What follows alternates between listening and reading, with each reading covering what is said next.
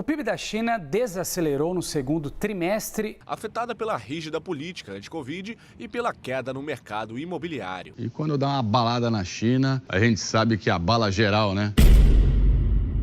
Nas últimas semanas, você provavelmente se deparou com um monte de conteúdo mostrando como a China pode colapsar nos próximos dias e como a sua dívida está ficando cada vez mais fora de controle. E na verdade, eu mesmo fiz um vídeo cobrindo diversos desses aspectos há cerca de uma semana atrás. Mas, desde que eu fiz esse vídeo, a China vem surpreendendo e fazendo o impensável, diminuindo as taxas de juros e injetando ainda mais dinheiro na economia como última tentativa de se salvar. Pequim anunciou nesta segunda-feira o corte nas taxas de juros sobre empréstimos. Dessa forma, nem só eles têm passado pela pior bolha imobiliária de toda a história da humanidade, como a sua desaceleração também tem impactado todo o resto do mundo. Por isso, nesse vídeo, eu vou te mostrar todas as consequências que você precisa saber, já que não é mais uma questão de se vai acontecer, e sim quando vai acontecer. Ficou interessado? Bora pro vídeo. Até recentemente, a China veio crescendo em uma levada impressionante, ultrapassando qualquer um e qualquer coisa. Isso porque nos últimos 30 anos, ela vem estado à frente de grandes iniciativas de investimento e, óbvio, de grande produtividade também. Mas esse cenário ele só foi possibilitado devido a um tratado assinado em 1979 que deu à China relações diplomáticas com os Estados Unidos e, por consequência, também com todo o resto do mundo. Então, no estalar de dedos, a China compartilhava o objetivo com todos os outros países do planeta e assim abrindo a porta para um grande fluxo de dinheiro. Países do mundo todo começaram a investir na China, obviamente levando uma vantagem que todos conhecem do mercado chinês, que é o baixo custo da mão de obra. Com todo esse processo, a gente pode dizer que o mundo inteiro foi sim beneficiado, principalmente porque os produtos do dia a dia que a gente usa importados da China começaram a baixar de preço constantemente. Mas se para o mundo isso foi bem, para a China foi sensacional. Com todo esse aumento de exportação e investimento internacional, cerca de 400 milhões de chineses saíram da linha da pobreza, além da economia do país ter crescido em aproximadamente 11 vezes nos dias atuais, se comparada com 2001. A China chegou inclusive a ser considerada um milagre econômico mundial, enquanto a sua economia avançava a passos largos, muito mais do que qualquer outra nação do planeta. Mas, normalmente sempre tem um mais, nem tudo era como parecia superficialmente. Isso porque quanto mais o país crescia, mais ele se tornava poderoso em relação a outras nações. Isso fazia o governo conseguir controlar as empresas chinesas de forma muito mais estrita, regulamentando praticamente todos os mercados e dificultando, por consequência, que as empresas chinesas trabalhassem em conjunto, inclusive com outras empresas internacionais. Para você ter noção do grau de protecionismo que o governo chinês faz questão de fazer dentro do país, membros da Organização Mundial do Comércio alegaram que a China tem fornecido subsídios estatais ilegais para companhias que exportarem seus produtos, tem prejudicado empresas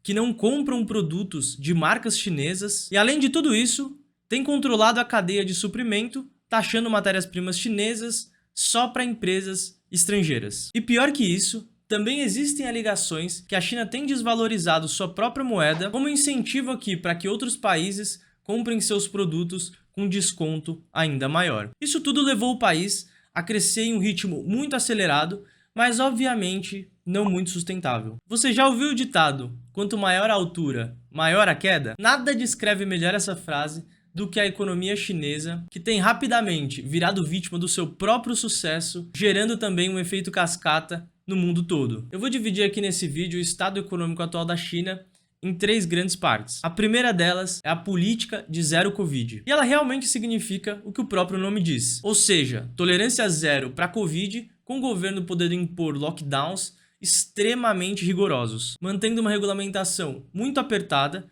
e podendo fazer praticamente de tudo para prevenir que a população pegue a doença. Lojas, escolas e escritórios foram fechados e a vida de 25 milhões de pessoas ficou suspensa. First objective is to keep the virus out of the community as much as possible. Mas essa política já começou a cobrar o seu preço. As ações das empresas chinesas tiveram o pior trimestre em anos. A cadeia de suprimento tem sido altamente impactada pelo atraso de envios dos navios chineses, além do crescimento esperado ser praticamente não existente. Sem mencionar que essa política é tão rígida que cada cidadão tem que usar um aplicativo no celular que diz quem pode se mover e para onde. Isso significa que se seu indicador do aplicativo apontar vermelho, você automaticamente é posto em isolamento e vai junto com todas as pessoas que você teve em contato nos últimos tempos e que também vão ser consideradas de alto risco. Então, pessoal, vocês já podem estar imaginando que a vida do cidadão chinês não tá nada fácil. E ela ainda tem piorado pelo próximo motivo, o mercado imobiliário. Como a economia da China tem se expandido de forma muito acelerada, nenhum outro segmento viu um crescimento tão rápido do que o mercado de propriedades no país. Ele teve um crescimento de praticamente 700% desde 2001 até 2017. Mas esse crescimento, ele veio com alto custo. Hoje a China tem problemas bizarros, como a criação de cidades inteiras consideradas fantasmas porque não tem moradores. Mas isso eu explico em todo o contexto certinho e eu recomendo que você assista em outro vídeo. Eu vou deixar o card aqui no cantinho para você se tiver curiosidade. Mas resumindo toda a história, como consequência de todo o problema, praticamente 90% dos cidadãos chineses têm parcelas a pagar de uma propriedade que sequer está sendo construída. E por último, o grande problema chinês, a bolha da dívida. O Wall Street Journal reportou um crescimento de 2014 a 2018 da dívida chinesa em praticamente 20% ao ano. O preço das casas atualmente está cerca de 2 vezes o valor da grande crise de 2008. E ainda assim, a China continua a afrouxar as exigências para empréstimos para garantir que o crescimento seja mantido a todo custo. E esse, meus amigos, é o contexto geral de toda a economia chinesa. Mas como será, né, que dessa situação a China vai parar nessa grande bomba relógio que eu citei no começo do vídeo? Bom, em resposta ao declínio do crescimento, a bolha no mercado imobiliário e a diminuição da demanda, a China fez o impensável. Ela diminuiu as taxas de juros com o intuito de estimular ainda mais a economia, além de injetar 60 bilhões de dólares no sistema financeiro de forma a incentivar ainda mais empréstimos. E em paralelo a isso, o primeiro-ministro chinês afirma que o governo não irá utilizar medidas de grande incentivo artificial ou colocar muito dinheiro novo no sistema financeiro, que parece, na verdade, ser um discurso muito diferente do que vem acontecendo na prática. E claro, isso simplesmente não parece ajudar em nada o país. As estimativas de crescimento estão constantemente sendo revisadas negativamente, enquanto a política de Covid-0 tem sido prioridade máxima no país, mostrando que talvez a China tenha cada vez mais espaço para piorar. O presidente Xi, que está caminhando já para o seu 3º mandato, recentemente veio à mídia para dizer que prefere deixar de lado um pouco o desenvolvimento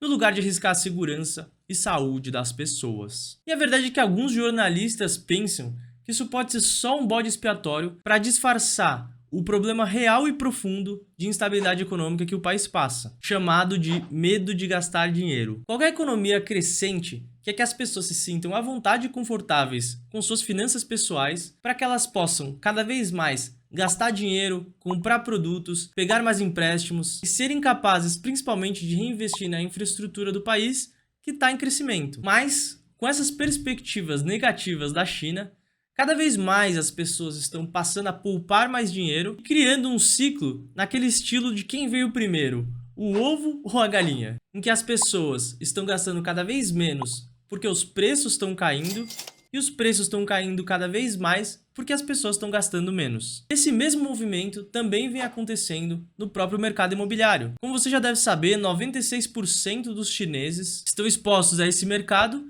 que já vem caindo há 11 meses seguidos. E como resultado de tudo isso, as vendas do varejo têm acompanhado essa queda, tendo 11,1% de decréscimo em relação ao ano anterior. Como tentativa de dar uma reaquecida nessa economia, o governo chinês tem criado um sistema chamado de cupons de consumo. Como o próprio nome diz, esses são cupons de desconto em empresas chinesas, tendo como objetivo claro incentivar as pessoas a gastar mais dinheiro mesmo. Defensores dessa medida afirmam que ela tem aumentado de 5 a 10 vezes os gastos dos chineses, enquanto alguns que se opõem alegam que essa medida afetou apenas alguns setores da economia e não todos, se tornando praticamente uma medida paliativa sem combater o verdadeiro problema da deterioração da economia chinesa. Bom, mas o que não dá para negar é que com certeza o governo chinês quer que os números pareçam melhores do que são e essa medida sim está ajudando. Bom, toda essa injeção de dinheiro e diminuição das taxas de juros poderiam ser consideradas medidas econômicas positivas em praticamente qualquer cenário de qualquer economia. Mas, nesse caso específico aqui da China, o que parece que o governo quer ver apenas a economia durando um pouco mais. Como apontado pelo Goldman Sachs, os boicotes aos financiamentos têm feito as pessoas se tornarem cada vez mais relutantes em comprar uma casa, levando a uma diminuição de 28,8% das vendas. E como conclusão óbvia, uma baixa confiança no mercado imobiliário leva a uma baixa confiança na economia em si e que, por fim, dificilmente isso pode ser resolvido apenas com a baixa na taxa de juros. Além disso, o preço do petróleo vem caindo constantemente, já com a perspectiva da demanda chinesa por esse produto cair. Isso faz cada vez mais sentido, porque só a China consome 15% de todo o petróleo mundial, chegando a ultrapassar até mesmo os Estados Unidos, sendo hoje a maior importadora do produto do mundo. E assim, claro, se a China continuar desacelerando, provavelmente boa parte do resto do mundo vai junto. E aí talvez você esteja se perguntando como que o Brasil vai ser afetado com todo esse processo. Bom, o primeiro efeito, que é um que eu já acabei de citar, essa queda no preço de petróleo provavelmente vai impactar o preço das bombas de gasolina aqui no país, o que seria ótimo para nós brasileiros, mas não todos os brasileiros. Investidores da Petrobras, por exemplo, verão quedas nos preços das suas ações se o petróleo voltar a cair de preço. E aí, claro, existem várias outras commodities que a China importa e importa muito. O aço, por exemplo, é um dos principais materiais utilizados na construção civil, em que o mercado chinês está passando por toda essa bolha imobiliária. E como consequência de todo esse problema, o mercado chinês já tem mostrado uma demanda menor pelo produto. Aqui quem pode ter realmente uma surpresa bem desagradável são investidores de mineradoras, como a Vale do Rio Doce, por exemplo. Mas a verdade é que uma crise como essa pode impactar todos os brasileiros, porque a gente importa muitos produtos da China. Desde medicamentos, eletrônicos, até produtos muito mais específicos, como embarcações